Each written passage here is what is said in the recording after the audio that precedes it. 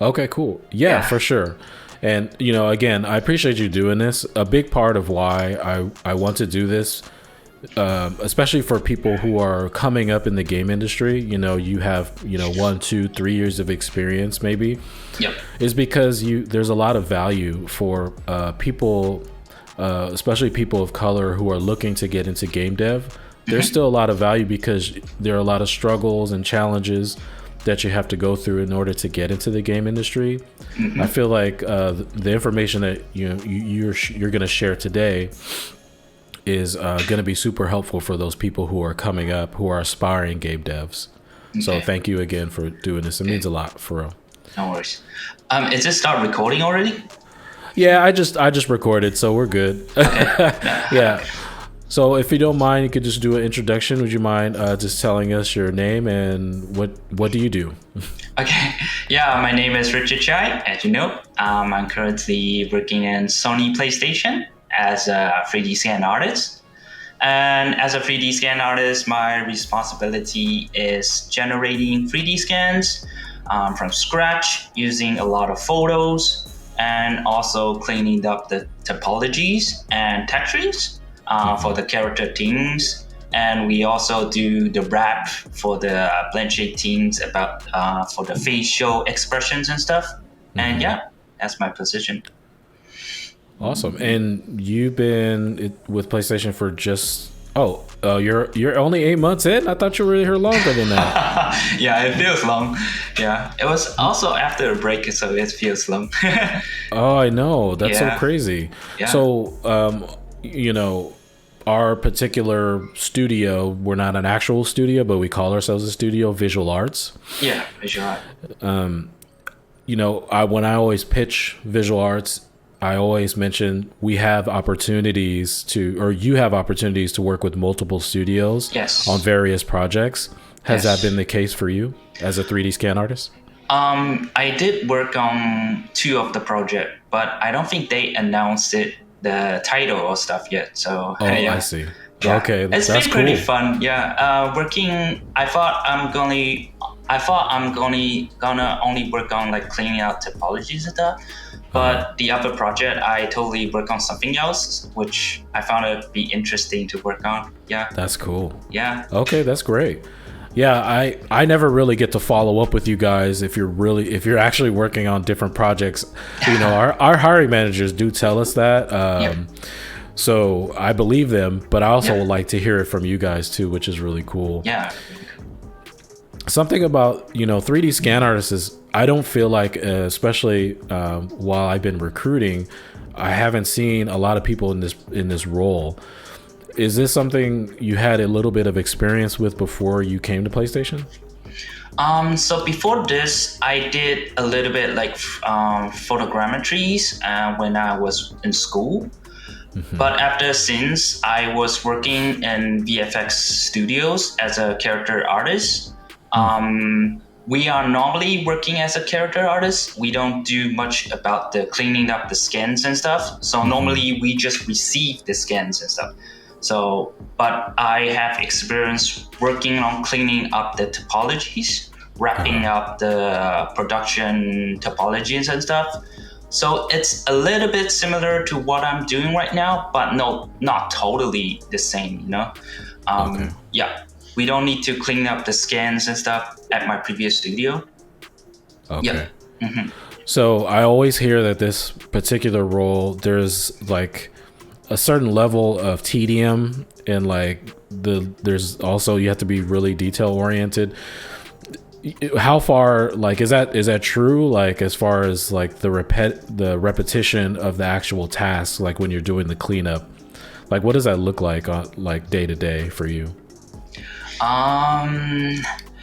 So most of the time, for this year, we received like almost like 600 heads or something we need to clean up. So it's gonna it's gonna be a bunch of people working the same stuff over and over again. Wow. It's gonna be crazy. So we also asked, we got a team in Malaysia also helping with us. Yes. So we will go through that the same thing, cleaning up the topologies, wrapping. We have tools for it, so it helps us to speed up for sure. We're gonna have ZBrush tools, and we also use the Mobbox and stuff to clean up the textures and stuff. So it's gonna be the same step, like really repetitive. But yeah, it's not too hard, but it's actually kind of fun if you get used to the process, you know. Okay. Yeah. That's awesome. Okay, cool. That's good to know.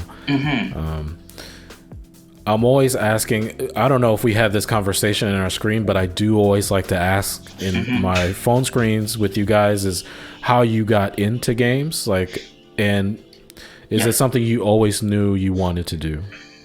So for games, I'm more like I knew I wanted to work on art-wise since high school. But it was after I took like a class in university. It was about 3ds Max, and also seeing the super cool cinematic from World of Warcraft. Like, wow. Oh, yeah. I knew it. This is something I wanted to work on. I wanted to work on this rest of my life. And then, yeah, I started my career in Taiwan and in animation studios, and then working for 1 year. And then, like, I decided to come here study in film school. And then I also started another animation studio here. And then I turned into VFX as a character modeler. I worked on some Marvel and DC films. And last year I was reached out from PlayStation, the scan artist position. It is a dream job and dream company to work in. And yeah, it's working something similar to what I'm doing. And I'm already more than half year working here already. That's awesome. I love to hear that, because I never know what you guys' experience is going to be, especially if, you know, working remotely. You're out in Vancouver, yes. So I'm always curious how your experience is. But I'm glad that you really do enjoy that. And something that I do get a lot of questions about as far as working from home. You guys don't sit in a lot of meetings, right? Yes. Or do you're mostly working kind of on your own, doing your own thing, and you just have a couple meetings a week? Is that how it works? Okay, so there's a little bit different. So from my previous studio, we have like 3 to 4 meetings each week. But for PlayStation, we used to have like 2 in every week, but we squish it into like just 1 right now. So I wake up, you know, like 8 a.m. and just make myself a couple ice latte, and keeping myself awake, you know. And then like 9 to 10 a.m. I check my emails all the time to see if there's like important notes and stuff, and also the shop grid to see if my leads a note yesterday or something. Yes. What's the name of that tool again? Shop grid. It was called Shotgun before. It's now Shot Grid. Oh, I thought it was Shotgun, so they changed it to Shot Grid. Shot Grid, yes. Shot Grid. Yes. And would you mind explaining what that tool is again? That's interesting because I want to know too. Shot Grid is like a tool that helps the production-wise to schedule stuffs. So you have a long task and stuff, they will just putting into each artist. And so every artist, they have a time schedule for them to know like what they need to do at that time. And what is the next task they will be working on. So it keeps them like orientated and keep working. So they don't have like time gap on stuff, you know. Yeah. Got you. So it's a task management tool similar to or a project management tool. Yes. Similar to Trello, maybe. Yeah. Okay. Yes. Okay. Got you. That's awesome. Okay. Cool. Yeah. So after 10 to 11, I normally just message my leads and soup and tell them what I was working on and stuff to keep them updated. And I would say like working from home is much more flexible. So normally if you're in studio, like 12, it's you go to eat and something and you came back. But in home, you can control your time. So I eat a little bit later, like 2 p.m. or something, and then come back. Okay. And as I mentioned, like Tuesday we have a meeting after the lunch break and stuff, and just updating what we were doing for the week and if there's any issue to report. Yeah. And so you end around 5 p.m. Pacific time? And around like 6 p.m. if I start at 9 p.m. Yeah. I see. Yes. Okay. Have you ever had to work like crazy hours, 10, 12 hours a day at any given time? Because a lot of people always ask about that, especially with game studios and crunch and things like that. In PlayStation so far, no. But in previous studio for films, yes. Okay. Yeah. I've heard that too. It's pretty prevalent in film for sure. But for that's good to hear. Yes. What is the longest you have had to work with PlayStation so far as hours? Probably just until like 9 p.m. That's something like need to deliver like the next day like Friday or something. That's pretty much it. Nothing too crazy yet. Yeah. I would like to imagine like the 600 heads I just mentioned. I want to know what is like. I don't know yet. Okay. Yes. That is crazy. I haven't heard that number before for the scan team. That's nuts. Yeah. So you said that you knew after watching the World of Warcraft cinematic that you wanted to go into games. But did you even know? Were you surrounded by people who were in the game industry? Did you already have an idea that, this is something that I could really do? Because a lot of people, they're not surrounded by that. And especially if you didn't really grow up an artist, you didn't know like gaming career is a possibility. And it's like you have to explain it to your family or your parents. I want to go into games or I want to go into films. How was that entire experience for you? It's really hard to explain to family for sure. Like if I say I'm a modeler, they never know what is a modeler. Like I always easy way to say it is just say I work on something related, something like Pixar, and then Pixar. Okay. Even if I say games, they don't know what game. Like if I'm an artist or something, they say, do you sell games? they're not really sure what I was doing. So I just say I'm an artist and I created like characters and stuff from the games. Okay. And from the beginning, I really didn't know I was able to go into like game industry for sure. I was just really into creating like characters. I just know I wanted to do some cool creatures and character. Like creating those makes me happy from ZBrush. I just keep sculpting and stuff. I actually didn't thought it's gonna be a real career for me. It was it started from an interest for sure. Yeah. Okay. So you were always drawing creatures and characters. Yeah. Were you were just on pretty much like in your sketchbook, or did you when did you start doing like actual 3D art using Maya or 3ds Max? I think you said you started out with. Yes, I started using 3ds Max like in the second year of university. So sophomore.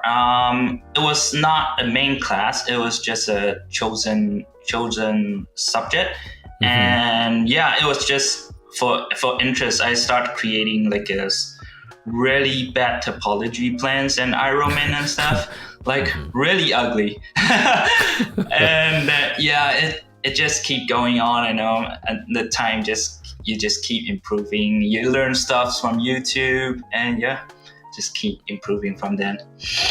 So a lot of it is self-taught. Yeah, on your own. I mean, aside from obviously the stuff that you do learn at university, it never seems like it's enough.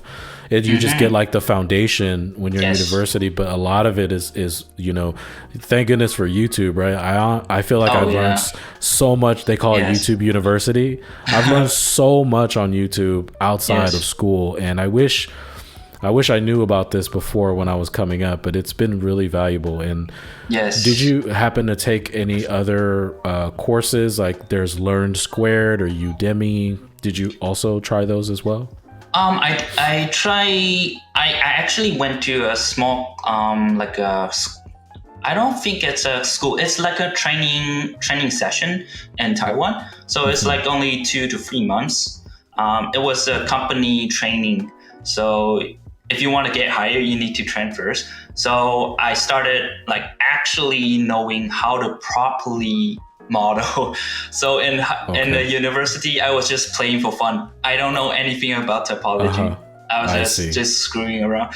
And then in that training, I started learning how topology flows works and how to deliver like production quality stuff. And after that, I worked for 1.5 years, as I mentioned, and I went to Vancouver Film School. And that was like 1 year actually learning proper modeling, texturing, and even just doing compositing and lighting. Pretty much everything, like growing myself as an artist, generous after that. So pretty much knowing everything after that. That's awesome. Yes. So would you mind explaining what topology is? There's a ton of people out there trying to jump into game dev, have no idea what topology is. What is topology? Topology, if you open up a 3D software and you open up the wireframes, you can see these lines and stuff. And for like characters, there's specific ways you want to do the lines around your eyes and stuff. There's a lot of like reference on the internet. When you open up, you can see like specific for eyes, you want like rings and loops around the area, and also like the lips and stuff. And you want some specific topologies to go to the flow with your muscle. Yes. Okay. So if the topology works with the face muscle, so the muscle would like work properly with the topology. So the line flow will be more cleaner. Okay. So when it moves, the topology moves as well. So it looks more natural. Yeah, with the more natural. So you won't have those weird pinches on your face and stuff. I see. Yeah. That's cool. So for like hard surface, you can get away a lot of topology by bad topology, but for characters, no, you cannot. Yeah, because it needs to move. Okay, I love that. Yeah. Thanks for explaining that. No worries. Even stuff like that, because obviously my first time working in games as a recruiter, there are a lot of terms that I had no idea. I'm a huge gamer, but I don't know the ins and outs of the development process. Pipelines and all that stuff. I had to look everything up too, and also ask hiring managers or leads because I have no shame. I'm like, I don't know what this is. For example, I asked one of our concept leads on the outsource team what photo bashing was, because I saw someone who said they know how to do photo bashing, and it sounds like a terrible term, right? And so I said, what is photo bashing? And he explained to me what it was, and I looked it up on YouTube, and I saw someone doing it. Yeah. And I thought that was pretty cool. I'm always curious. I like asking, what these different terms mean and all that stuff. For sure. And as far as the different tools and things like that, aside from, something I'm curious about, you started in 3ds Max. How was that transition to Maya? Because PlayStation is mostly a Maya house. How was that transition for you? So from 3ds Max, I think, to be honest, I totally abandoned it. Like I don't know anything about it anymore. So because I mentioned I went to the training, right? In Taiwan for 2 and 3 months. They use Maya since then. So I transferred into Maya since. Okay. So okay, no you just romance. abandoned it. Yes. Okay. Very good. And other tools that you're using on a day-to-day, like what other tools are you using? Yeah, so for like work-wise, we use like Presto Presto. So it's like collecting the data, updating the data that the artist needs, and just publishing stuff. And AGI to create the 3D scans. AGI? AGI, yes. Oh. Yes. Okay. And ZBrush to clean the scans. And Photoshop and Mudbox for fixing the textures. Mudbox. Yes, Yeah. Mudbox. Got you. And Brad 3D to do the topology tweaks on the blend shapes. And yeah, if it's for work-wise, it's these. And if it's for my personal project, I would use ZBrush, Maya as modeling. And instead of using Photoshop and Mudbox, I would be using Substance Painter and Marie instead. Oh, yes. Okay. Yeah, because I work on personal project, I work more as a character artist myself. But if it's for working wise, I'm a scan artist. Yes. Okay, good. I love that. Thank you. Yeah. Everyone is still learning what all these tools are. Like, they don't know which ones to use. A lot of students that I spoke to at GDC, they're using Blender because it's free. Yes, it's free. You know, a lot of their programs don't provide, you know, a lot of the creative suites and things like that for them to create their stuff. So it's always interesting to hear what, or it's good to know that all of these tools can be used for people who are coming up. So it's cool. Presto, AGI. Okay, cool. Yes. I've never heard of Presto or AGI. I've heard of Mudbox. Wrap 3D. So have you had the opportunity? Because I heard there's a thing called Wrap 4D now, and they're using video. Is that correct? My colleagues using 4D, but we're still just using 3D. Okay. Yes. Myself, if I'm working at home, I'm using actually ZBrush, ZWrap. So it's like Wrap 3D integrated into ZBrush. I use them more as a personal project. Yeah. Oh, I didn't know I'd never heard of ZWrap. Yeah, it's a quick plugin. Oh, okay. Yes. All right, cool. I like that. Awesome. That's cool. Let's see. What else am I curious? Yes, I was going to ask. So you're originally from Taiwan, is that correct? Okay. Yes. Cool. And I know in different cultures, the way that they view your career path, you know, it's either like, you know, engineering or, you know, be a doctor, you know, or architect is like, I've heard this a lot. Architect is like the thing closest to being an artist, but it's not actually being an artist.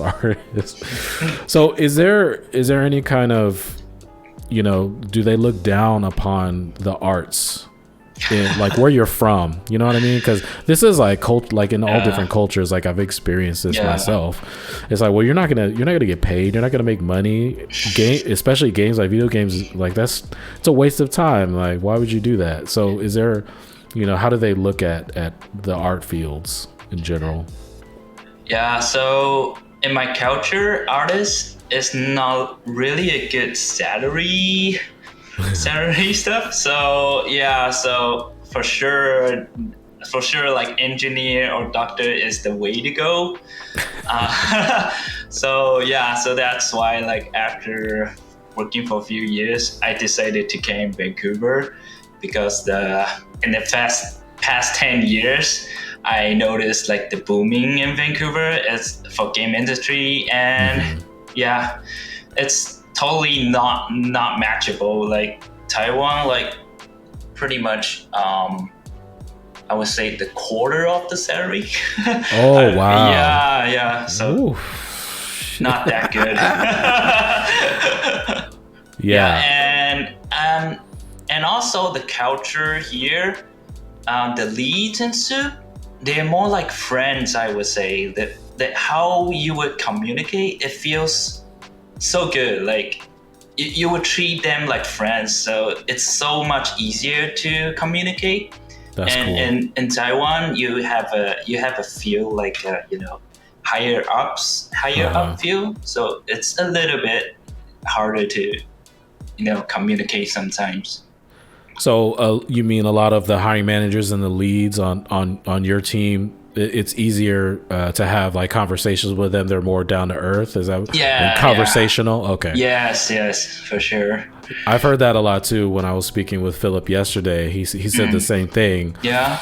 And I love hearing that, because that's what a lot of people need to hear, especially about big AAA studios, is that the work culture is not always it's not always favorable. You always see stuff in the news about terrible things going on at different studios, but culture is a big thing for us, especially at visual arts. And I always tell people too that the hiring managers have more control over how much crunch, like how many hours you guys work. They don't want you guys being overworked. They want it to be as chill as possible, and everyone is really nice. I have not run into any issues with any of the teams that I've worked with, and I love that. So it just makes it even like more awesome to be at PlayStation and to talk to all you guys. So I think it's great. That's good to hear that. So it's actually confirmed from you too. Yes, it's amazing. That's great. Cool. So what let's see, what advice would you give to aspiring 3D artists coming up? So I would say, I think the patience is the key. So it actually takes time to get to the position that you actually desire. It takes time. It's step by step. I would always recommend people starting from somewhere smaller, like a smaller company, and actually stick with it for more than 1.5 years and 2 years. And after that, you will start noticing it's getting much more easier, because you know the environment and how the pipeline and how to communicate with people. So, and then actually the HR will start reaching out to you, and then you have much more to show, like demo reel and stuff. And also I would recommend doing some more personal work as well. Yes.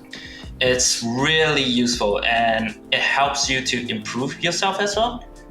Sometimes I've been learning a lot of stuff by, because of YouTube. I need to do personal work. I search YouTube and stuff. I learn stuff. And then I actually bring that stuff into the studio and then integrate into our pipeline. Oh, nice. Yeah, that's a really good way to help the team and yourself to improve. That's great. Also, probably just relax. Why do you say that? Chill. Mental health is really important as physical health. So it's the most important stuff, because this industry, you need to work as long term. If your mental health and physical health is not that, you cannot work too long, Yes. So keep it at the top. No, that's all. That is really great. Yeah. Especially the stuff about doing personal work. It's because personal work is not just about building your portfolio, but that's an interesting thing. It's also about what you could learn from doing personal work and take it into the stuff you do at the studio. So that's a great way to look at it too. I like that a lot. Yeah. That's awesome. And about building your portfolio specifically, is there any advice there? Building portfolio, I would say keep updating pretty much after each if it's for films, I would say if the movie's out and stuff, just get the footage you got and just cut it out and just keep updating, and your resume every probably once or twice a month, so you don't have to do a bunch of stuff and remembering what you've been doing for the past 1 or 2 years. Yes. It's gonna be a mess if you keep stacking a lot of projects and stuff, not cleaning them up. Just keep updating. Yeah. Great. A lot of people, especially at GDC, who are building their portfolios, they hear from one recruiter or hiring manager how to organize their portfolio, and then I'm telling him another thing. Is there a particular way that you think a portfolio should be organized? A lot of people, especially in games, are putting their stuff in ArtStation. There was a little hiatus for a little bit, and I heard because of the no AI art protests on ArtStation, some people moved to art.io. But for the most part, I feel like a lot of up and coming game devs are posting their stuff on ArtStation or even Behance. But is there and also creating their own personal websites as well. How would you say like is the best way to organize each of your pieces, like just throwing it on there? If it's for game wise, I would say ArtStation is probably the best place you would just show your stuff, because I search them like pretty much every day. So you can, it's the best way to just show yourself, like showing off your skills and stuff. And also I would say like Instagram or Facebook. Instagram is a really good place to showing off your stuff. Like I have a bunch of my artist friends just showing their personal stuff there, and you would get noticed like right away. And some people even got like contracts or stuff from there. Oh, really? Yeah. Oh, that's cool. That's a really good way to just telling them what skills you have. And also you can record the work in progress you were doing. It's also a good way like showing, oh, your knowledge is here. Like it's pretty good to let them know as well. Yeah. So recording, I love seeing the time lapses. Yes, time lapses. Yeah, of the actual process. Like, yeah, I love that too. Record your process. That's great. I'll add that too. Okay, that's cool. That's cool. What do you wish you knew when you started your game dev journey? I think it's not only for game dev journey, it's more as an artist journey, because I went to several studios already and they all have their own pipeline and stuff. I kind of wish I know a little bit more coding actually. Even I'm just an artist and stuff, but sometimes you actually want, because you have an idea, you actually want to create it something more and help the studio to integrate some of the knowledge. So I wish I know about the coding way more, so I can actually create the pipeline for the studio, so help them save much more time. And I would recommend people just start learning code no matter what position you are. Yeah, it's really helpful. And sorry. No, go ahead, my bad. And for like environment or 3D artists, like some software like Blender and Houdini, they are really good at making something procedural. So that's also something you wanted to be learning as well. That's, yeah. How would you describe procedural art? Procedural art is... Yeah, so procedural art is pretty cool. Like you can create pieces. Like for this house, you can create like a window, the wall, and so much differentiations of the window and roof and stuff. And then like you can combine them and randomize them. And then you just put into the scene and you just put numbers and stuff. And Houdini or Blender, they just help you create like a city randomized. Oh, wow. And then, wow, everything's like way less heavy. And you can create so much stuff from just procedural. Like you mean like data heavy? Like it's way less data heavy? Yeah, that's how they work on like Star Wars and stuff. Yeah, the city, if you see the crazy stuff in Star Wars and stuff, it's created from those procedural. Yeah. Okay, that's cool. That's cool. Have you had time on the side to pick up any code at all? I did some coding. I tried to self-taught some coding. Yeah. Which languages? Mail and Python. Yeah, Oh, it's okay. for the Maya Mel. stuff. Yeah, males. Got you. Okay, cool. Yes, I know that a lot of our technical artists, they know Mel, Python, and Maya. So yeah, Yeah. that's cool. One thing that I should probably ask in my next one in the Yes. beginning is I'm always curious, like, what you've been playing, like what games you're actually playing lately. Because I don't know why I skipped that, because that's the best question, especially the opener. In my screens, I always say, well, like, ask, what are you guys playing? Okay.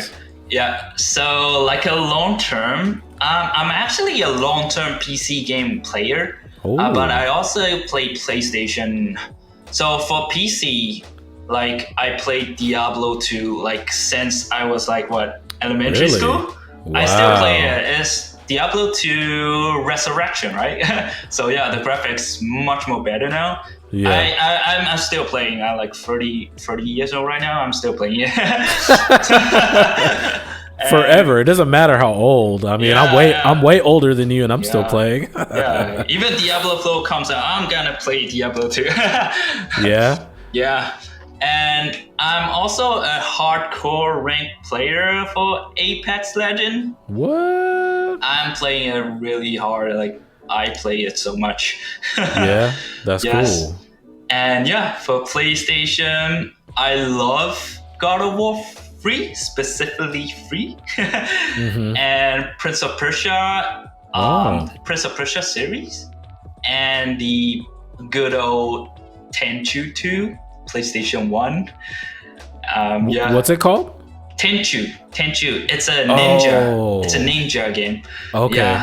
Yeah, I didn't play that one. Yeah, I play it so much with my brother because you can create the map yourself. So we create the map and I just slap it and play it. Now you play it. You pass the level and we just keep exchanging our levels together, you know. Oh, that's cool. Yeah. It's a fun experience. Wow. Yeah, I've been unfortunately hooked on COD. Oh yeah. I can't get away from it, man. It is. I feel like the multiplayer is a lot better than the last one. And I just, it's one of those games where you're having a lot of fun, or you're like super angry and just rage quitting. Like I feel like I rage quit so much on that game, but I just love playing it for some reason. Yeah, same as Apex. Because it's like I don't have to, especially after work. Like I don't have to think about anything. I just hop in and play. I think that's the biggest reason. Yeah. But then I also started replaying Uncharted Lost Legacy. Oh, nice. Because I got the bundle for Uncharted 4 and Lost Legacy that's supposed to be a PS5 version, like an upgraded graphics. Okay. So it actually looks it looked nice on the PS4, I thought, but it just looks so much better now. Nice. It's still a lot of fun playing. But yeah, those are the ones I'm playing, and I have like a bunch of other games in my queue, but I don't know if I'm going to be able to hit those up. When I want to play MLB, and then also I want to play Horizon, the DLC. Horizon. Yes. What is it? Shoot. What's it called? The Horizon? Oh man, I can't believe I'm blanking. Yeah. So you play most of the time like PlayStations instead of Yeah, I grew up a console gamer. Console gamer, yes. Yeah, and I didn't know anything about PC games growing up. So all I knew was console. All I knew was Nintendo and Sega and PlayStation. So I just kept going with that. I never really jumped into PC games. Yeah. But I got my PS5, so I'm happy. Nice. I try to play also the PlayStation Apex Legend with console, but it's so hard for me. Like even the aim assist is not helping me. It's different. Yeah. I'm trying to get used to it. So you do keyboard and mouse, huh? Yes, I do keyboards and mouse. That's so crazy. People say it's more accurate when you're on a keyboard and mouse, but I guess it's like personal preference. So yeah, that's cool. Yeah. Awesome. All right, Richard. Oh yeah, one thing I did want to ask. It might be a selfish question, but I'm always curious because it's been a while, but I'm so very fortunate to have, found you, in my role as a talent sourcer. If I remember correctly, if I hit you up the first time, I think there was a little bit of time that passed, and then I reached out to you again. Is that correct? Is that how? Yes. Okay. How do you remember that? Remember you or actually reaching out to you, and then when you got the email, like, what were your thoughts? Like, because it's so funny because Philip said that he thought it was a scam. So I thought it was a scam. Like, it's so weird. Like, I've been working in animation and film industry for a while, and then like suddenly someone reached me, and it's PlayStation, and I'm like, no way. And so for the first time, I think you reached out to me. I think the first time I didn't actually immediately apply because I thought it was a scam. Then you reached me out to me again, and then I said, I think this is serious. and then I start replying, and then I think it's April or something, February, something early 2022, and then like I always know you, and then like you said about the position and stuff, and I was actually interested in it, and I told you like my contract at the last studio is gonna end on like I think August or something, and I didn't think much. I didn't thought you would reach out to me again like on I think June or something, and then I was surprised you reached out to me the third time, and then I like this is very serious, and then it was a pretty long journey, and it actually pretty cool experience. The journey was pretty cool. That is awesome. I don't know. I feel like we just need, you have experience, right? But especially with PlayStation, it's so crazy. Like we would, we're taking in like seniors mostly, like people who have like, 6, 7, 8 years of experience at other game studios. But there's so many talented people who don't have that many years of experience. So I'm just like sifting through all these portfolios and resumes, and I'm just always hoping that we could bring on people and help you guys grow, because that's really what everyone is looking when they're going into AAA games, is just to get some experience and to grow. It's tough for juniors. I hate telling them. I'm not saying you were a junior when you came in, but I'm just saying in general, like it's tough for them because they're just trying to get their foot in the door, but all the studios are only taking seniors or high mid-level people, and it's a bummer. It's like, how are they supposed to grow? So, but the advice that you gave about jumping into a small studio first and learning from there is really great. That's how I started. That's wonderful, man. That's wonderful. All right, Richard, those are all the questions that I have, and I'm just wondering if there's maybe anything else that you wanted to say, or to the people, any other advice that you've given that you want to give to anyone. Just keep the passion. Work your way to whatever you desire. I love it. I love it. Awesome. We got to put that up. Cool. Awesome. That's all I got, man. Thank you so much, Richard. No worries. I love this, man. This is really great.